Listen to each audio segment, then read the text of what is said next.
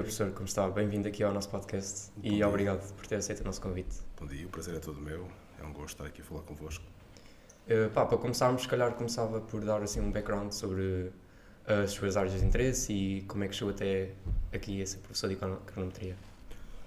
Muito bem, quer dizer, é uma coisa muito simples, foi o percurso natural, comecei a dar aulas, sou licenciado em Economia pelo ISEG, mestrado em Econometria, e quer dizer, havia mais procura do que oferta e portanto comecei a dar aulas há 10 anos.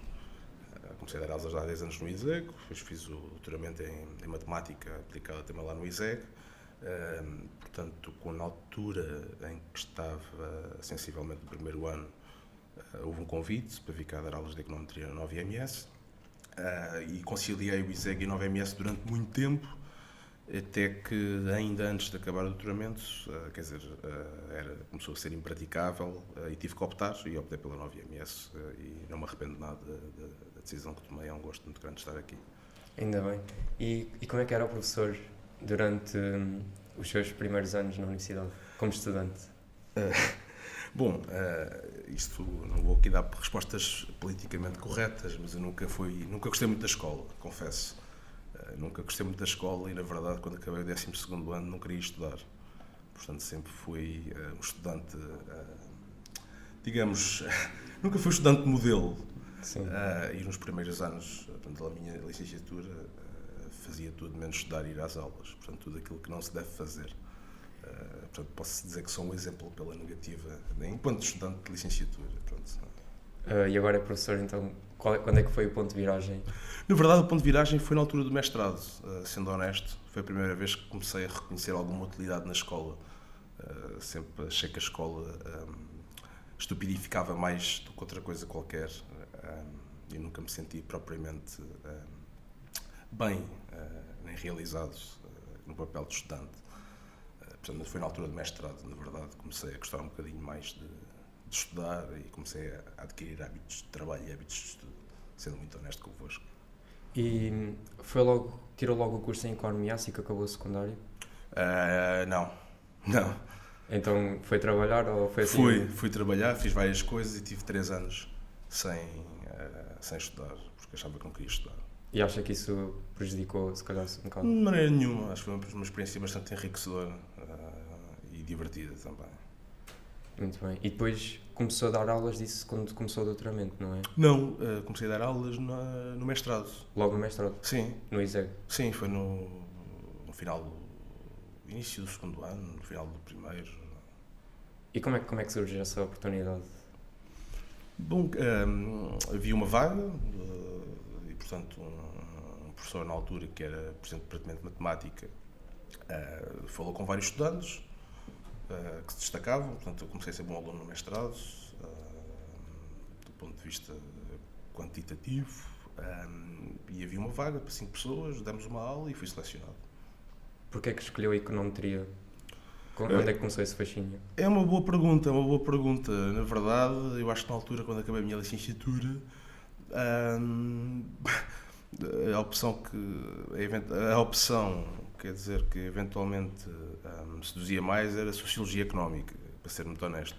Bem, e depois houve um conjunto de professores do ISEG que me falaram, quer dizer, que a econometria era uma área muito interessante e que, de facto, comecei a estudar, a perceber um bocadinho mais o que era a econometria e, na verdade, pela primeira vez apaixonei-me por uma disciplina científica. Na minha opinião e na opinião de muitos estudantes, as cadeiras de econometria são assim um bocado das mais difíceis que temos aqui no curso, na licenciatura, na 9MS. Consigo perceber essa afirmação. Como é que se sente a dar 2 das cadeiras mais difíceis do curso? Bom, como é que eu me sinto a dar 2 cadeiras mais difíceis do curso? Na verdade, eu dou muitas cadeiras na 9MS. Que mais cadeiras é que dá? Dou aos mestrados. Portanto, uma coisa muito curiosa, que eu nos mestrados, acho que nas licenciaturas é uma coisa muito interessante e que eu acho que é muito gratificante para mim, que é, eu dou aulas no primeiro, no segundo, no terceiro ano. E também dou no primeiro ano do mestrado. Portanto, no primeiro ano, CEGI, que mudou de nome, portanto, fundou o R, que agora chama-se Programming for Business. Depois Econometria 1, Econometria 2, portanto, métodos de previsão.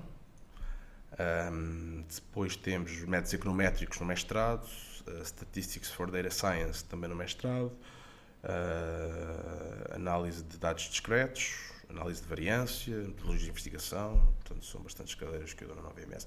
Bom, eu reconheço, é um desafio porque, por vários motivos, porque claro que é bom, não é? Nós estamos a dar uma aula e sentimos que há um receptor que vem na sequência do emissor, o emite informação, e há um receptor, e vice-versa, porque na verdade uma aula além de ser um ato performativo, é um espaço de partilha e de troca de informação, e portanto, mas claro que é gratificante. Nós temos uma sala de aulas em que vemos que a generalidade dos estudantes está satisfeita e está a perceber o que está ali a passar.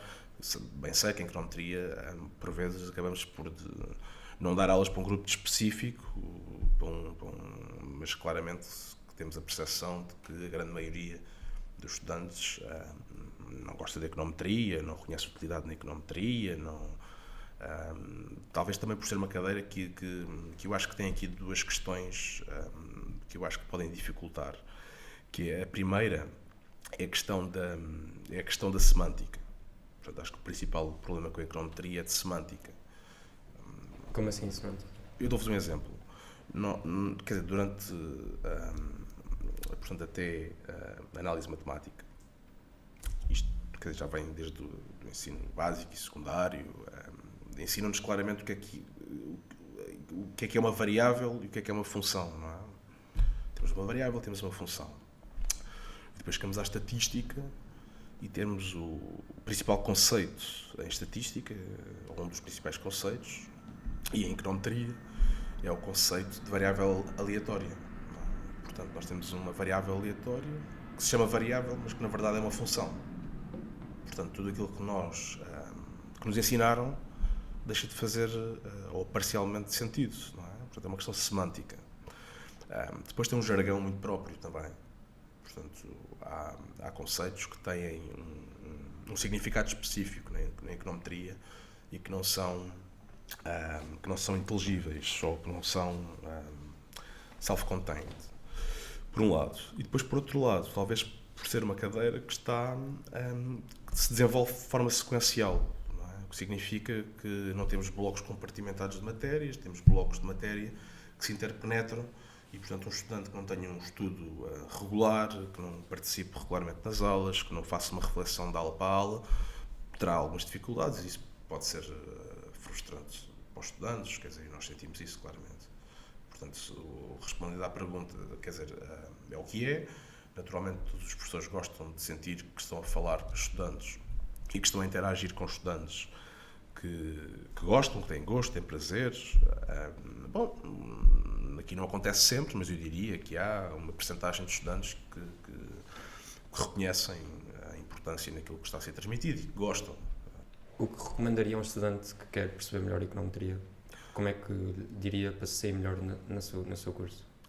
Bom, quer dizer, é preciso nós termos consciência que ninguém faz nada por nós, não é? E aquilo que nós aprendemos nas aulas, quer dizer, muitas vezes não é suficiente. Portanto, claramente que o estudante tem que fazer o seu trabalho de casa, não é? Tem que ir atrás, tem que ir à procura, tem que ler, tem que investigar, tem que proativamente fazer o seu trabalho. Portanto, isso é um ponto fundamental. Aqui no ensino superior ninguém faz nada por ninguém. Portanto, os estudantes, se querem, têm que ir atrás, têm que estudar, têm que trabalhar, têm que refletir. E mencionou que a econometria é importante. Qual é que é a importância da econometria, principalmente na nossa área de Data Science, gestão de informação? Muito bem. Essa é uma pergunta interessante. Bom, a econometria tem várias utilidades. Também tem várias limitações. Essa talvez seja... Bom, os economistas sempre gostaram muito de metáforas e às vezes a econometria, quer dizer, que está assente num quadro de universalismo metodológico, que tem claramente limitações. E por vezes não, quer dizer, e há coisas que nós estudamos e que nós aprendemos e que os econometristas dizem que não são plausíveis, não é? Que não são plausíveis, e há certas metáforas que acabam até por infantilizar certos certos conceitos, não é? Portanto, em primeiro lugar, claramente que é uma ciência com limitações. Todas as ciências têm limitações, não é? Assume demasiadas coisas que depois na vida real não acontecem. Não, quer dizer, podemos discutir isso. Mas é importante dizermos, toda a ciência tem limitações, não é? Quer dizer, a ciência, para que é que serve a ciência? A ciência, ultimamente, a função da ciência é contribuir para o progresso, contribuir para o bem comum, contribuir para o bem-estar social, perceber, no fundo, ajudar-nos a perceber os sentidos da vida, da morte e do mundo, não é? E, portanto, toda a ciência e todas as disciplinas científicas são disciplinas limitadas, porque por vezes pecam nesse papel. Bom, reconhecendo que é uma disciplina com limitações claras e que não nos permite ter esta visão mais holística da sociedade, tem claramente aqui um papel importante, e eu diria em 3 grandes áreas, não é? Por um lado, em fazer previsões, em fazer previsões. Por outro lado, no estudo de relações estruturais, no estudo estrutural de relações entre variáveis, e na área da avaliação de impacto. Sendo esta última área, provavelmente, a área onde a econometria tem um papel mais importante. De que forma é que é importante no Data Science? Talvez de muitas formas distintas, mas eu destacaria aqui 2 fundamentais. A primeira, o burro de carga da econometria é o OLS, não é? O método dos mínimos quadrados. Ora, o método dos mínimos quadrados é um caso particular de um dos algoritmos de machine learning mais sofisticados, como, por exemplo, técnicas de regularização. É um método cuja implementação é muito simples, não é? Portanto, resolve-se com matrizes, é linear, portanto é muito simples, mas está na gênese de muitas técnicas mais complexas, que na verdade são generalizações do OLS, por um lado, não é? Por outro lado, os grandes progressos que ocorreram na econometria na última década resultam precisamente de uma interseção, de uma interpenetração entre técnicas de data science e machine learning e técnicas estatísticas tradicionais. E, portanto, claramente que a econometria tem uma ligação muito forte, que não se circunscreve à economia, e que tem, enquanto disciplina, tem uma utilidade evidente na área de data science. Não é? Repare que já dizia o Abel Salazar, no Porto, não é? Que um médico que só sabe de medicina não sabe nem de medicina. Não é? E, portanto, eu diria que um data science, para ser sucedido na sua missão, tem que procurar estabelecer ou fazer esta reflexão, não é? E ter um aproveitamento holístico de várias disciplinas científicas e econometria à cabeça. É importante também dizermos o seguinte, que é, não há uma econometria, não é? Não há uma economia. A economia é uma ciência social, é plural, portanto existem muitas correntes na área da ciência económica. Naturalmente que há umas correntes que se tornam hegemónicas e que vão colocando, e que são essas que vêm nos livros, não é? Mas a econometria também é uma ciência plural, não é? O que significa que não há uma econometria, há muitas econometrias, e em todas elas não se pode dissociar, digamos, não existe neutralidade científica, não é? Isso é uma mistificação. E, portanto, a mundividência do cientista carrega consigo, quer dizer, uma visão de mundo que necessariamente se reflete nas opções metodológicas que toma, na concepção que tem de sociedade e no reconhecimento das limitações das técnicas que utiliza. E aqui na cadeira de econometria nós temos usado o livro do Woolrich. E eu ouvi dizer que que o professor vai mudar a bibliografia das aulas. É verdade? Sim, é verdade. Quer dizer, uma das críticas que eu fazia na altura em que eu estudava era precisamente estarmos a estudar as mesmas coisas há 30 anos, não é? e, portanto, não é justo, acho que, por respeito para com os estudantes. E por outro lado, porque, na verdade, acho que a melhor forma de aprender é ensinar. E, portanto, nós, na nossa vida, não temos tempo, ou temos muito pouco tempo para investigar, infelizmente. Porque temos diversas tarefas que não nos permitem. E, portanto, o facto de eu alterar programas de disciplinas, e faço com alguma regularidade, permite-me aprender. Sim, quer dizer,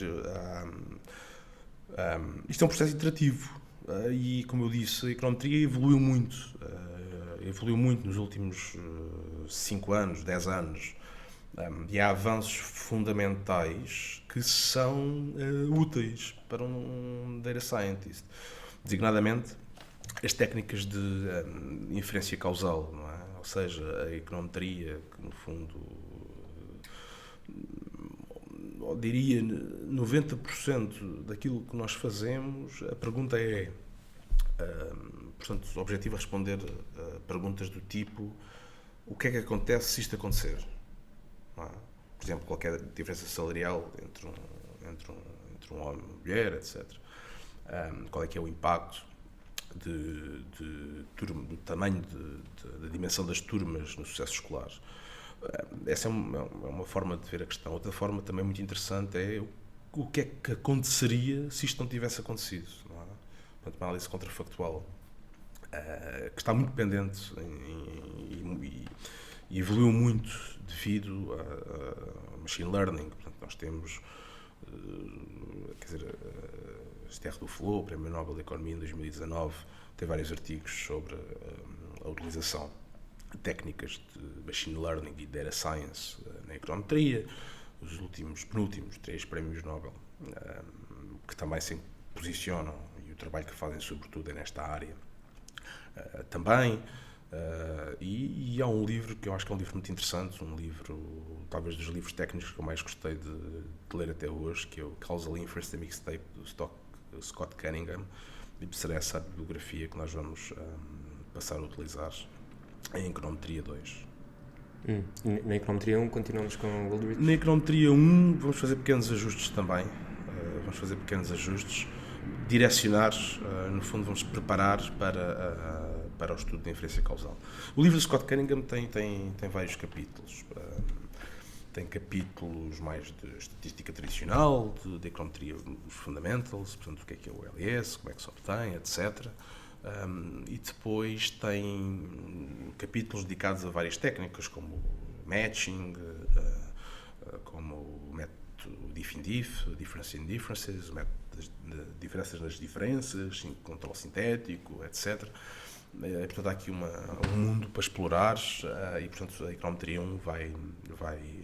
O Woolrich é uma referência boa, o Woolrich é uma referência muito boa, revolucionou, de certa forma, o ensino da econometria.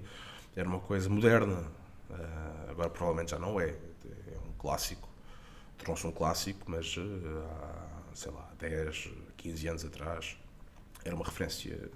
Revolucionou a econometria porque veio precisamente a econometria, era uma coisa muito seca, muito técnica, muito desprovida de intuição, que se baseava num formalismo matemático excessivo e portanto, os cursos de econometria andavam basicamente à volta de fazer deduções, mostrar que um estimador tinha determinadas propriedades, e uma coisa muito seca. E o Woolrich veio tornar a econometria uma coisa mais inteligível. E, portanto, foi um livro muito importante. E é utilizado por todo o mundo. Mas não podemos ignorar os avanços recentes da econometria, não é?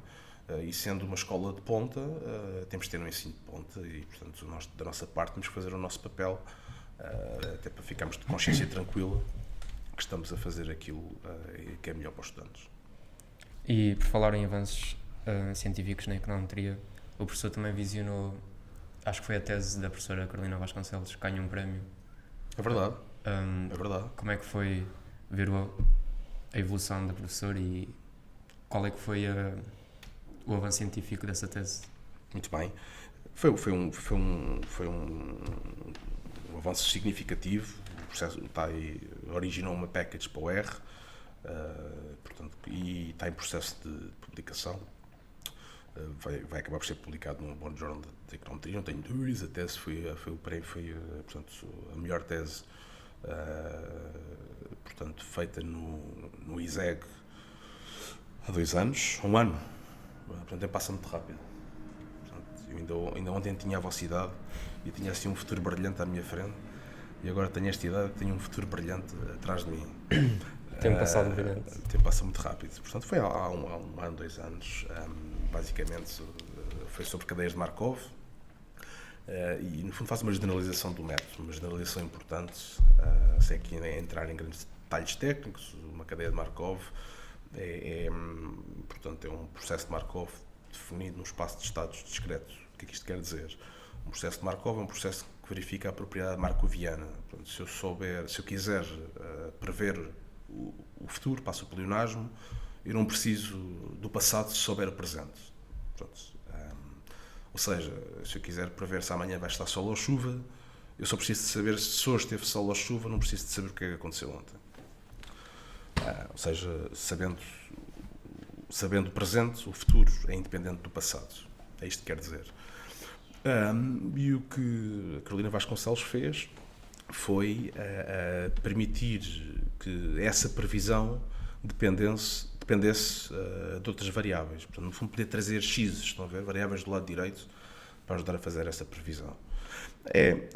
E portanto destacou-se pela positiva, e não tenho dúvidas que terá um futuro tão brilhante à sua frente. Portanto, é uma das pessoas mais tecnicamente mais bem preparadas, que trabalha muito bem, profissional, muito sério, muito rigorosa, não tenho dúvidas. Como, aliás, os estudantes da Nova IMS têm essa característica. Eu não tenho problemas em dizer que eu aprendo muito mais com os estudantes da Nova IMS do que aquilo que os estudantes da Nova IMS aprendem comigo, desde a licenciatura, mas no mestrado é mais evidente porque quer dizer, no nível de mestrado nós temos uma preparação e um background mais consolidado, mas eu já publiquei vários artigos com estudantes, quer dizer, tenho vários estudantes que foram trabalhar para o Banco Central Europeu, para instituições muito importantes, e portanto acho que a Nova IMS se caracteriza por preparar muito bem os seus estudantes, ou pelo menos por dar a oportunidade de que os estudantes se autonomizem e que brilhem na área científica onde estão a trabalhar. Eu acho que os estudantes fazem a diferença, os estudantes da Nova IMS fazem a diferença, e eu tenho exemplos disso. Quer dizer, tivemos semanas de orientação de teses na semana passada, eu tive 12 alunos, sensivelmente, a defender teses, e fizeram teses brilhantes, quer dizer, portanto, eu não tenho problemas nenhum em afirmar que aprendo muito mais com os estudantes do que aquilo que os estudantes aprendem comigo, e não só tecnicamente, mas também tecnicamente. Portanto, os estudantes são capazes de fazer coisas incríveis, desde fazer um scrapper, coisas que eu não sei fazer porque não tenho um background de programação. Portanto, tudo aquilo que eu aprendi de programação foi às minhas contas, às minhas custas no mestrado, e portanto qualquer estudante da Nova IMS percebe mais disso do que eu, e tenho aprendido muito com os estudantes, e a Carolina Vasconcelos não é exceção, também tenho aprendido bastante com ela. E agora falou que recentemente foi júri, né, nas apresentações das teses do mestrado. Sim, o júri, no fundo, o júri tem 3 elementos. Tem um presidente do júri, tem o orientador e tem o arguente, que é quem vai propriamente fazer perguntas e discutir, debater com o estudante sobre o trabalho que realizou. E disse que foram todos muito interessantes. Qual é que acha que foi assim que o marcou mais? É injusto fazer comparações. É injusto fazer comparações, porque eu tive, na verdade, eu tive 26 júris. Assim, foi uma semana muito intensa. Mas posso destacar alguns. Posso destacar, quer dizer, sem prejuízo de me estar aqui a esquecer de alguém, um estudante que é o Oz, fez uma coisa muito interessante, que ele foi estudar o tempo da ciência, não é? Ou seja, a ciência é uma coisa assim um bocadinho estranha, porque, portanto, nós temos que publicar, não é? Temos que publicar em revistas boas, que apresentem padrões de qualidade internacionalmente reconhecidos. Ora, o processo de publicação, como é que funciona? Portanto, nós temos uma ideia, escrevemos um artigo, pode ser mais teórico, aí temos simulações, se for mais empírico temos dados, e depois o artigo está feito, não é? Enviamos para o journal, da revista académica. Depois temos um editor, e o editor faz uma primeira avaliação do artigo e decide duas coisas. Quer dizer, virtualmente três, mas a terceira é um acontecimento possível com probabilidade zero. Que é, ou rejeita o artigo, portanto, manda o artigo para trás e diz, infelizmente, o artigo ou não tem qualidade suficiente, ou porque não se enquadra no âmbito da revista, ou então manda o artigo para revisão. Portanto, o que é isto de enviar um artigo para revisão? É enviar o artigo para investigadores da área.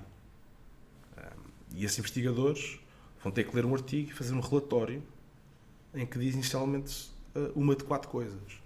Ou o artigo deve ser rejeitado, ou o artigo deve sofrer alterações substanciais, portanto, uma major revision, ou o artigo precisa de alterações menos substanciais, portanto, uma minor revision, ou então é aceito. Uma vez mais, ser aceito na primeira ronda é difícil. Portanto, uma coisa muito boa será uma minor revision, uma coisa boa será uma major revision. Portanto, estão a ver. Este processo é um processo que demora muito tempo. É um processo que demora muito tempo. Porquê? Porque quem revê artigos somos nós revemos artigos dos nossos colegas. E, portanto, o tempo escasseia e é um trabalho que não é pago. É um trabalho que se faz gratuitamente. E, portanto, entre o tempo, nós temos uma ideia, fazemos o artigo, e entre o artigo estar submetido e publicado, demora meses, anos. E o que é que o Oz fez? É o Auguste Kokesh, portanto, nós chamamos-lhe Oz, um estudante turco, muito talentoso. Ele foi a todas as áreas científicas do mundo, por anos, foi fazer a dimensionamento da população, foi ver quantos artigos é que tinham sido publicados. Depois foi fazer uma amostra, criou uma amostra representativa da população, portanto, com uma margem de erro inferior a sempre 3%. Foi ler os PDFs no Python, extrair a data da submissão, porque o artigo muitas vezes tem quando é que foi submetido, quando é que foi aceito, e foi calcular os tempos da ciência. Portanto, isto é um estudo que nunca tinha sido feito. Ele recolheu centenas de milhares de artigos, no Python, e tratou-se de ler o PDF. Portanto, e depois os PDFs estão em formatos diferentes. Não foi uma tarefa trivial. Este estudante destacou-se, teve 19, e isto será publicado claramente num bom journal, e é muito útil. É muito útil porque, primeiro, temos aqui um novo indicador. Ou seja, muitas vezes, quer dizer, nós fazemos ciência com um objetivo, não é? A ciência é o principal driver do crescimento económico, do desenvolvimento, do progresso. E muitas vezes há estudos quantitativos sobre a ciência, portanto, ciência sobre ciência, ciência quantitativa sobre ciência. E o indicador que se utiliza é muitas vezes a data da publicação. Mas mais importante do que isso é a data da submissão. Porque foi aí que a ideia surgiu. Por um lado. E depois, por outro lado, perceber quais são as diferenças regionais. Portanto, há claramente disciplinas científicas onde é mais difícil, onde o trabalho, o tempo, não é, de publicação é maior. Portanto, a economia é uma dessas áreas, a área onde o tempo que medeia entre submissão e publicação do artigo é maior. Temos áreas de ciências mais duras, como a química, onde é significativamente menor. Há algumas diferenças norte-sul também. O sul global tende portanto, a ter artigos cuja publicação é mais lenta do que o norte global. E, portanto, foi uma tese muito interessante, que me deu muito prazer, que aprendi bastante com ele, e vamos continuar a trabalhar. Ele vai fazer doutoramento aqui na Nova IMS. Posso também falar aqui da Andrea Duarte, que foi aluna de licenciatura, foi minha aluna de licenciatura e depois fez o mestrado comigo, que foi fazer uma investigação estratégica sobre, também um estudo quantitativo sobre a ciência, sobre baterias de lítio. as baterias de lítio revolucionaram o nosso mundo, não é? Portanto, o iPhone é possível devido a baterias de lítio, temos drones, temos carros, e portanto importa perceber quais são os principais challenges e fazer uma análise prospectiva, não é? O que é que a comunidade científica sabe sobre isto? Foi um estudo quantitativo que será publicado. Podes destacar também o Emil Amadov, portanto também do Data Science, mestrado em Data Science, que fez uma tese muitíssimo interessante sobre as FANG. Portanto, nós basicamente, fazendo curto uma história longa, sempre tivemos grandes empresas a produzir ciência. Tivemos as indústrias de tabaco, que patrocinaram muita ciência sobre portanto, a relação entre tabaco e saúde, não é? Influenciaram, ditaram a evolução do conhecimento científico nessa área. Tivemos as indústrias petrolíferas, aliás, soube-se agora que já sabiam que já sabiam há muito tempo, porque estudaram isso, da questão do aquecimento global. Portanto, isso soube-se há pouco tempo. E, portanto, também patrocinaram muita ciência sobre isso, não é? Os Big Oil. E agora temos as FANG, Facebook, Amazon, Google, Microsoft, que também financiam muita ciência. E, portanto, é interessante perceber porque é que eles o fazem, não é? Com que objetivos. Qual é que é o interesse e patrocinam quer em volume, quer em valor. E, portanto, essas Big Tech, que são, na verdade, as empresas mais poderosas do mundo, não é? Portanto, reparem que os nossos servidores são todos alocados nos Estados Unidos. Portanto, se alguma dessas empresas, designadamente a Microsoft, criar aqui um bocadinho de turbulência, nós vamos ser afetados, não é? Portanto, são empresas com poder do ponto de vista da infraestrutura, mas também do ponto de vista de influenciar a base de conhecimento científica que existe. E, portanto, foi um estudo que o Emil fez, que também será claramente publicado, não tenho dúvidas disso. Portanto, posso também destacar outro estudante que orienta-se com o professor Flávio Pinheiro, que é talvez o colega aqui da escola com o qual desenvolve mais atividade de investigação conjunta. Temos feito umas coisas muito interessantes sobre contratação pública, sobre contratos públicos, e também tivemos duas teses sobre essa temática, sobre os impactos setoriais de contratos públicos. Também com o professor Flávio Pinheiro orientámos um estudante que também se destacou, que criou um modelo de previsão particularmente interessante, onde basicamente é o chamado nowcasting. Portanto, do lado direito, do lado esquerdo, a variável dependente é, por exemplo, mensal ou trimestral, e do lado direito da equação temos variáveis com uma frequência mais elevada, portanto, variáveis observadas diariamente. Portanto, um modelo onde temos dois tipos de frequências, o que é muito interessante, porque a maioria das variáveis económicas, ou grande parte, são medidas trimestralmente, não é? Portanto, o PIB, por exemplo, é medido trimestralmente. E é muito interessante nós conseguirmos fechar o trimestre, antecipar o fecho do trimestre com variáveis observadas numa frequência mais elevada. Não é? Por exemplo, e outro exemplo onde o Data Science pode ser útil à econometria e vice-versa. Bom, há variáveis que nós observamos, como por exemplo, observamos uma escala, uma frequência elevada, como por exemplo o consumo de eletricidade. Ora, o consumo de eletricidade é um driver, é uma proxy para a atividade económica. Também conseguimos observar o número de carros que são matriculados. E até podemos fazer um app scrapping ao stand virtual, não é? Saber exatamente quais são os carros que estão a ser vendidos. Ora, isto é um indicador avançado do consumo privado, não é?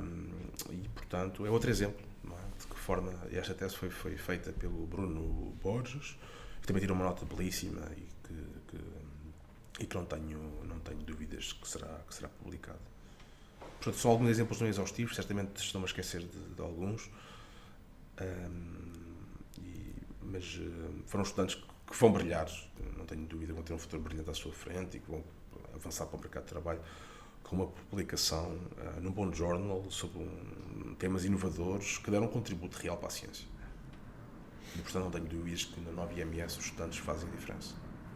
O professor mencionou há pouco o tabaco e a saúde. Se tivesse de fazer um modelo econométrico para prever o número de cigarros que o professor fuma, que fatores é que inclui? Essa é uma boa pergunta, mas lá está, essa é uma das limitações da econometria, não é? Nós não podemos ser cúbicos, não conseguimos pôr tudo em caixas. Quer dizer, os cigarros que nós fumamos, pronto, eu sou um fumador e veterado, gosto muito de fumar, fumo há muito tempo, muitos cigarros por dia, não sou um bom exemplo. Fuma mais de um maço por dia? Fumo mais de um maço por dia, sim, talvez 2 maços por dia. E, portanto, quer dizer, não hei de fumar para sempre. Isto é daquelas coisas, não é? Está vivo, eu contei que está morto, não hei de fumar para sempre. Naturalmente, não hei de fumar para sempre. Acho que vou deixar de fumar em breve. Estou um bocado farto de fumar, apesar de gostar muito de fumar. Sabe que o tabaco, quer dizer, um fumador, na verdade, tem prazer em 3 ou 4 ou 5 cigarros por dia, todos os outros são automatismos, é um vício comportamental, portanto, faz muito mal à saúde, quer dizer, sobretudo quando à medida que nós avançamos na idade, eu já não tenho 20 anos, e portanto já sinto vícios de tabaco no corpo. Quando nós temos 20 anos, achamos que somos indestrutíveis, não é? E que nada nos separa do horizonte, que somos super-homens, não é? Quando nós temos, a partir dos 35, diria que já começamos a sofrer um bocadinho mais com excessos, não é? E, portanto, enfim, é de deixar de fumar, mas respondendo à pergunta, quer dizer, não há qualquer espécie de um fumador que é fumador fuma quando está triste, fuma quando está feliz, fuma porque está cansado, fuma porque está descansado, fuma porque o Benfica ganhou, fuma porque o Benfica perdeu. Portanto, é uma relação que não se pode medir com um modelo econométrico. Certeza que o R² seria muito baixinho. Mas eu vi por acaso um estudo que disse que por acaso os cigarros têm alguns benefícios no cérebro e que é como se fosse tipo um café, ajuda as pessoas a focar-se melhor e concentrarem-se melhor. Acha que isso o ajudou de alguma maneira na sua pesquisa? Ou... Uma história muito curiosa, quer dizer, há estudos para tudo. A ciência é plural e, portanto, nós podemos ter um estudo que diz uma coisa e depois outro estudo que multiplica esse estudo por menos um. A ciência é mesmo assim, não existe não há ciências certas e são ideológicas. Portanto, a ciência é ideológica. Quando nós fazemos ciência, aliás, tudo que nós fazemos na vida é um ato político. E, portanto, é preciso nós olharmos. Acho que isto é um grande desafio da geração atual. Quer dizer, nós temos uma era de informação abundante que se propaga rapidamente, não é? E há muita informação que se propaga através de grupos do WhatsApp, grupos de Facebook, quer dizer, e da mesma forma que nem toda a ciência vale o mesmo, portanto, há ciência mais credível e mais plausível que outra. Sei lá, nós temos pessoas a tentar mostrar que o mundo é plano, e provavelmente estão-se a ter escrito artigos científicos sobre isso, não é? Tivemos, sobretudo na era do Covid. A do Covid foi particularmente perigoso. Porquê? Porque houve uma massificação de estudos, o volume de estudos publicados, de ciência produzida, não só sobre Covid, mas durante esta altura foi abundante e houve, digamos, a triagem diminuiu. Portanto, há estudos para tudo. Da mesma forma que uma mensagem no grupo do WhatsApp não vale a mesma coisa que uma notícia no Expresso ou no Público, não é? Mas quer dizer, mas agora respondendo à pergunta, já me aconteceu. Portanto, quando era estudante, mestrado, quer dizer, sempre fumei muito, então a meio do exame vinha cá fora fumar um cigarro, não é? E esse cigarro já me desbloqueia, de facto. Houve exames que eu dizendo as coisas, sendo honesto, já houve ali desbloqueios mentais que foram conseguidos. Mas lá ver, um fumador tem uma coisa que o não fumador não tem. E eu vou-vos dizer qual é que é.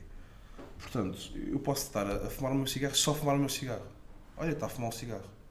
Porque, quer dizer, agora, o não fumador, que se ficar parado, quer dizer, olha, aquele maluquinho está ali a meditar, estão a ver? A inspirar, expirar. Se vocês virem uma pessoa no pai da 9IMS a inspirar, expirar assim, o que é que vocês vão dizer? Se calhar é um bocado maluquinho. É um bocado excêntrico, não é? Mas quer dizer, se vir um fumador a inspirar, expirar, a fumar o seu cigarro calmamente, a pensar na vida e no mundo, já não vão dizer o mesmo, não é? Portanto, há aqui momentos de pausa e momentos de introspecção que a pessoa está a fumar um cigarro tem, que um fumador não tem. Mas bem, isto não compensa os malefícios e o desperdício. E recentemente eu vi que viajou até Abu Dhabi. Sim. Como é que foi essa experiência? Uma experiência muito interessante. Portanto, nós temos aqui na 9IMS um protocolo com o Estado de Abu Dhabi e, portanto, temos vários colegas que têm ido lá dar cursos. É uma experiência muito interessante. Aliás, nós estamos numa cultura que é diferente da nossa, é sempre interessante.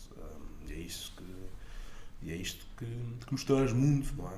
E que nos ajuda a interpretar aquilo que nos rodeia com outras lentes. Acho que isso é positivo. Aquilo é muito diferente de cá. Se bem que é uma cidade muito internacional. Tem uma grande influência anglo-saxónica, por um lado norte-americana, por outro lado inglesa, muito grande. Quer dizer, eles têm, os Emirados Árabes Unidos já tem uma estação espacial para colocar um homem em Marte. Portanto, um dos estudantes, que era engenheiro eletrotécnico, tinha feito o minor em aircraft design. Portanto, há uma tendência do norte global para subestimar aquilo que se passa no sul global. E de facto, porventura, as ideias ou aquilo que nós, a mensagem que cá passa sobre esses países é um bocadinho diferente daquilo que lá ocorre, porque são países com um nível de desenvolvimento tecnológico muito grande. Aliás, o índice de desenvolvimento humano, eu posso estar a dizer uma coisa errada, mas eu creio que o índice de desenvolvimento humano dos Emirados Árabes Unidos é superior ao de Portugal. E sentiu muito isso nas infraestruturas? Sem dúvida. É um país muito futurista, smart, moderno, sustentável. Isso é evidente. Portanto, temos ali uma realidade paralela. E foi lá, foi dar uma conferência, um curso? Não, fomos dar cursos de estatística computacional, de econometria, a estudantes, portanto, formandos que trabalham para o Estado. Tem um Statistical Center, que é no fundo o INE, a Autoridade de Estatística do sítio, mas também de outras instituições do governo dos Emirados. E para além de ser professor, o professor também é consultor, faz outros projetos e já fez muitos projetos. Pode-me falar um bocado sobre essa parte? Sim, no fundo, quer dizer, a vida de professor universitário não se circunscreve nem a dar aulas nem a fazer ciência. Portanto, a própria universidade tem aqui 3 missões, não é? Tem a primeira missão, que é a missão de ensino, a segunda missão, que é a missão científica, de research, e uma terceira missão, que é a missão de ligação à sociedade. Portanto, e essa ligação à sociedade tem um enquadramento muito específico, que é, no fundo, fazer projetos que permitam pôr, no fundo, que façam uma aplicação daquilo. Isto está tudo ligado, não é? A nossa missão de ensino está muito ligada com a missão de ciência, portanto, porque é através da investigação que faço que me consigo posicionar, quer dizer, na fronteira do conhecimento e levar isso para as aulas, portanto, como nós falamos há pouco, mas também esta investigação de cariz mais estratégico está muito ligada com a questão da atividade de consultoria que faço. Se por um lado a minha investigação de caráter mais teórico emparelha com a investigação mais aplicada, a investigação mais básica, mais teórica, permite depois fazer também uma investigação mais aplicada.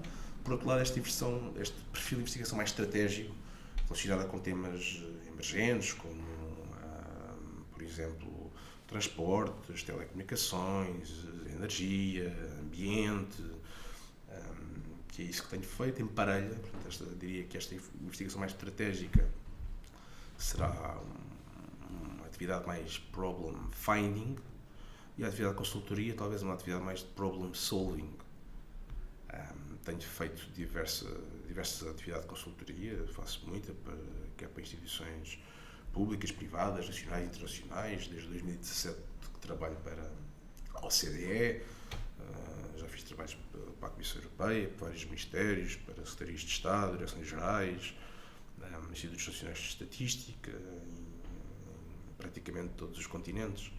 Como é que surgem essas oportunidades? Como é que o professor consegue participar nesses projetos? Muitas vezes há calls, não é? Há calls e que nós concorremos num ambiente concorrencial. Há calls nacionais, calls internacionais. Por exemplo, cá tenho vários, e isto em geral faço tudo com estudantes de mestrado. Portanto, há portais, por exemplo, o portal base, onde são publicados todos os concursos públicos, e qualquer pessoa pode concorrer a esse concurso público. Portanto, identificamos as oportunidades, fazemos as propostas, umas vezes ganhamos, às vezes perdemos, e depois fazemos o trabalho. Quer dizer, o trabalho, naturalmente, em geral, é um trabalho de excelência e que os clientes gostam, que as pessoas gostam, com impacto, e isso é muito bom, porque temos aqui um portfólio de projetos muito bem sucedidos sobre temas interessantes,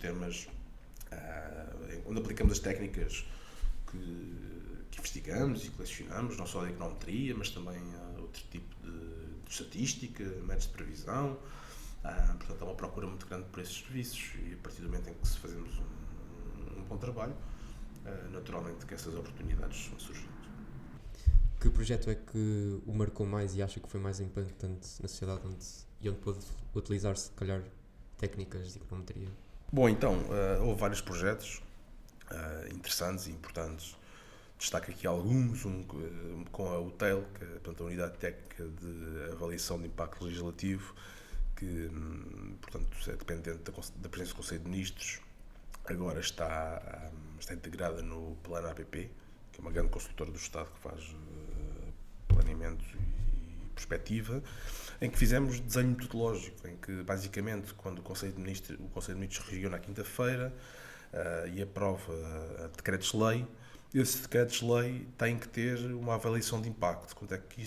Em que medida é que isso vai impactar para as empresas, em particular, mas também para a própria administração pública, para os cidadãos, e fomos nós que desenvolvemos essa metodologia, portanto, que tem impactos claros.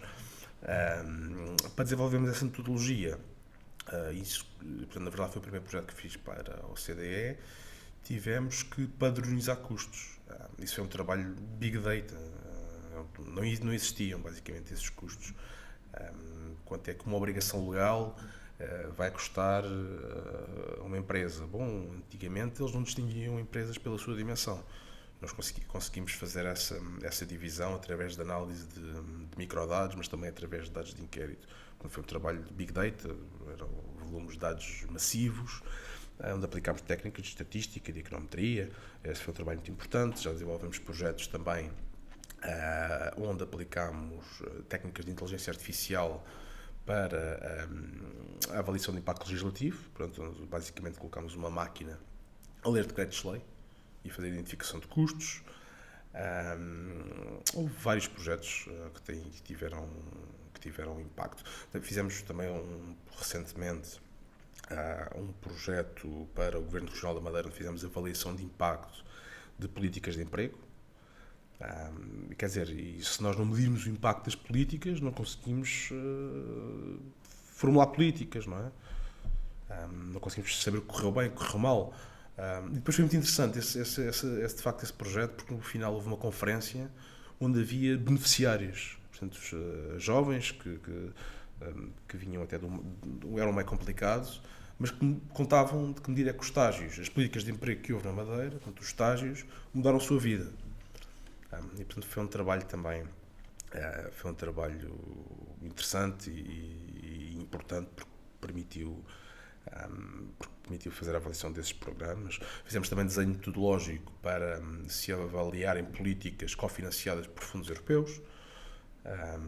Portanto, sistematizámos aqui alguma metodologia e que foi um contributo importante na medida em que lançámos bases para se fazerem avaliações. Portanto, e já fizemos, sei lá, 2, 3 dezenas de projetos, e todos eles projetos importantes com impacto na sociedade, claramente contribuíram para o progresso.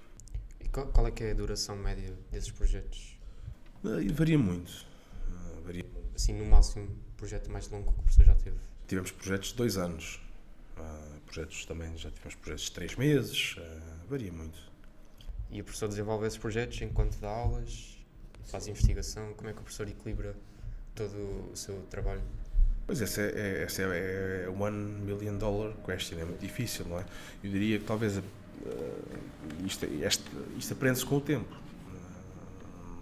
É como nós quando estamos a fazer licenciatura, achamos que é a coisa mais complicada do mundo, não é? Depois fazemos uma mestrado, temos que fazer uma tese e vemos, nós queixávamos-nos, contávamos a licenciatura, mas agora temos aqui uma tese e estamos aqui a fritar. E depois avançamos e vamos para o mercado de trabalho e vemos, eu queixava-me quando tinha exames, mas quer dizer, eu era avaliado durante 1 hora, agora sou avaliado a todos os segundos, não é? E portanto a vida encarrega-se, nos dá a capacidade talvez de compartimentar as coisas, não é? De compartimentar cada coisa no seu lugar e acima de tudo separar o que é importante do que não é importante, não é? O que tem que ser resolvido já do que pode esperar. Portanto, eu acho que é isso. A gestão eficiente do tempo passa porque nós fazemos uma avaliação e percebemos que há coisas que vão ter que cair, há coisas que não podemos ser excepcionais em tudo, podemos dar o nosso melhor, mas há coisas que vão ter que cair, que vão ter que ser resolvidas mais tarde, e fazemos uma gestão eficiente do tempo que nós temos. E agora que conhece o seu percurso até agora, o que é que diria, se calhar, ao Bruno de 17 anos, 18? Eu se calhar prefiro não estar a revelar. Naturalmente há muitas coisas que eu fiz e que não teria feito de forma diferente. Há muitas coisas também que não fiz e que devia ter feito. Não fiz e devia ter feito. Por exemplo, agora há uma coisa que eu diria claramente, agora longe de brincadeiras, tive pena de não ter tido uma experiência internacional. Então não fui de Erasmus, e apesar de não ser muito bom aluno, não gostava muito da escola e tal, tive uma bolsa de investigação, havia umas bolsas que eram dadas na altura a estudantes de licenciatura, que eram bolsas de integração na ciência, iniciação científica, e eu concorri, ganhei uma bolsa dessas, e portanto por isso acabei por não ir de Erasmus. Depois na altura do mestrado estava a trabalhar, também acabei por não ir de Erasmus. Depois na altura do doutoramento, porque entretanto tive filhos e acabei por não sair também, diria que a principal, talvez, circunstância que me arrependo foi não ter ido para fora, de Erasmus e depois no mestrado e no doutoramento. Por diversos motivos acabei por não ir e é uma coisa que me arrependo muito, que acho que uma experiência internacional só nos faz bem. Sobretudo se for no sul, onde há calor e sol e praia. Pensa ainda compensar isso e se calhar no futuro viajar mais e ter mais experiências? Eu sempre viajei com alguma regularidade. Eu, quando digo, falo ter uma experiência internacional, portanto, estar a viver noutro sítio. Estar uma temporada, uns meses, uns anos, a viver noutro país, beber todo de caldo cultural, todo de caldo institucional e enriquecer-me enquanto ser humano, porque é isso que nos enriquece. O contacto que nós temos com outras culturas, com outras formas de estar, de fazer as coisas, e isso arrepende-me bastante. Portanto, claramente teria ido de Erasmus, teria ido fazer mestrado no estrangeiro, teria ido no doutoramento, passar uns tempos numa instituição, mas acho que sim, acho que isso está nos meus planos, acho que mais tarde ou mais cedo vou acabar por sair daqui e ter uma experiência duradoura num outro país. E que outros sonhos é que ainda tem por concretizar? Nós temos sempre sonhos quando somos miúdos, quer dizer, queríamos ser astronautas, queríamos ser pilotos de Fórmula 1, queríamos ser jogadores de futebol, pois a vida encarrega-nos de mostrar que as coisas não são assim tão simples, e se quer que eu não tenho provavelmente sonhos. coisas que eu gostaria, quero fazer, tenho algumas ambições, tenho anseios, ensejos, mas quer dizer, sendo muito honestamente, não tenho propriamente assim um sonho. Quer dizer, primeiro é que nós temos filhos, quer dizer, primeiro é que eles estão bem, eu estou bem. Portanto, o amor que temos pelos filhos é proporcional ao medo que temos de os perder e que alguma coisa corra mal. E o facto de saber que os meus filhos estão bem e com saúde, que são seres humanos íntegros, felizes, capazes, autónomos, é uma coisa que me deixa muito bem. E, portanto, objetivamente, se os meus filhos estiverem com saúde, se estiverem felizes e forem seres humanos íntegros, autónomos, eu vou estar bem. Tem 4 filhos, não é? Tenho 4 filhos. Sim. E que espera dos seus filhos? Tem algum... Espera que também estudiem um bocado de econometria? Não, nada.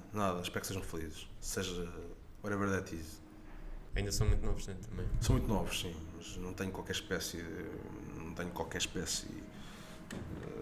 Não faço questão que sejam bons alunos, faço questão que sejam seres humanos realizados e felizes. O professor é realizado e feliz? Sou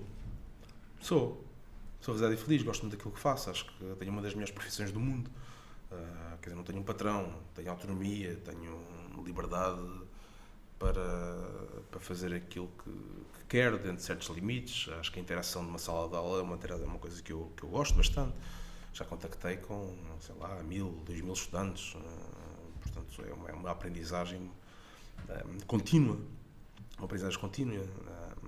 e nestes 10 anos do tempo as coisas mudaram muito. Parece que não, mas em 10 anos, eu vou-vos dar um exemplo. Há 10 anos atrás era completamente impossível um estudante pegar um telefone numa sala de aulas, e se o fizesse, ia fazer com vergonha, assim, escondido. Portanto, ia-se esconder, ia assim de surra tentar enviar uma mensagem. Hoje em dia, quer dizer, é completamente banal. Quer dizer, nós não podemos, se nós formos dizer aos estudantes que não queremos telemóveis na sala, não fazemos mais nada, porque os estudantes ostensivamente, todos eles vão às aulas, tiram fotografias e tudo. Portanto, já me deixou de as coisas mudaram muito. Acha que mudou para melhor ou para pior? Acho que, quer dizer, mudou. Há coisas melhores, há coisas piores. Há coisas piores, há coisas claramente melhores. Acho que globalmente, talvez. Globalmente. Hoje em dia temos acesso a. Quer dizer, quando eu estava em licenciatura, havia acetatos. Vocês não sabem sequer o que é que são os acetatos, uns retroprojetores, em que, portanto, estão a ver umas folhas transparentes, não é? Em que davam lá escrita, aquelas canetas de tinta permanente, e o professor colocava num projetor, era um slide, não é? Depois tinha que pôr direito, depois tirava, punha outro, era assim, não é? Passaram slides, não é? Hoje em dia nós temos acesso a tudo na internet, não é? E isto, novas tecnologias tiveram um papel muito importante no ensino, aprendizagem, quer dizer, por um lado. Por outro lado, desincentivou o uso de recursos físicos. Eu diria que são muito poucos vocês que se calhar compraram um livro físico, ou que vão à biblioteca requisitar um livro, não é? E, portanto, acho que o livro físico, não sei, chamei-me romântico, mas o Caetano Veloso tem aquela música Livros, não é? Os livros são objetos transcendentes que nós podemos dotá-los do amor tátil que dotamos os maços de cigarros. E é um bocadinho a mesma coisa, aquele amor tátil que nós sentimos pelos livros acabou. E este talvez seja um ponto mais negativo do advento das novas tecnologias, que vem desincentivar o uso de livros em papel físico. O professor é muito presente no Twitter. Acha que isso é uma boa rede social para, se calhar, espalhar conhecimento, e é muito importante para também receber informação na área académica, profissional? Sim, eu comecei no Twitter há muito pouco tempo. Na verdade, comecei há muito pouco tempo e comecei a perceber que, aliás, eu não tenho uma presença muito grande nas redes sociais, não tenho Facebook, não tenho Instagram, e não me seduz muito, não tenho grande interesse em ter. E tinha um bocadinho, alguns preconceitos. Tinha LinkedIn, porque era, na verdade, porque me convenceram a ter e eu deixei-me convencer, e o Twitter foi um bocadinho a mesma coisa. Também me deixei convencer. Mas, de facto, é muito útil. Aliás, o Twitter possibilitou muito Nós vemos, vou-vos dar um exemplo, o livro da biografia de CSI, portanto, o curso de primeiro ano de introdução ao R, R for Data Science. Se vocês virem, todos digamos, portanto, Autores? autores, não só autores, mas também quem contribuiu, não é, para o livro, tem todos um Twitter associado. Portanto, o Twitter possibilitou, foi por causa do Twitter durante a pandemia, que houve avanços significativos na área da econometria e da área da inferência causal. Portanto, o Twitter é muito importante, há uma comunidade científica enorme, não só de econometria, mas de data science, de R, e é um veículo por excelência para divulgação científica e para disseminação. Há coisas que eu apanhei no Twitter que não apanharia de outra forma. E uso essencialmente o Twitter para fazer divulgação científica, como vocês veem. Portanto, não utilizo para... Quer dizer, há muitas utilizações possíveis das redes sociais. A utilização que eu faço circunscreve-se praticamente a isso, divulgação científica e de disseminação de atividades de consultoria e de ciência. Sim, é uma rede social que eu acho bastante útil. Eu já aprendi muito no Twitter, já papers novos que não teria acesso. Esse é um perigo das redes sociais, não é? E da informação. É uma moeda com dois lados, um positivo e um menos negativo. Por exemplo, vou-vos dar um exemplo. Por um lado é muito bom eu poder selecionar a informação que quero aceder. Não é? Quando tem um feed, chega-vos aquilo que está relacionado ou meta-relacionado com o vosso feed. Mas, por outro lado, isso é um desincentivo.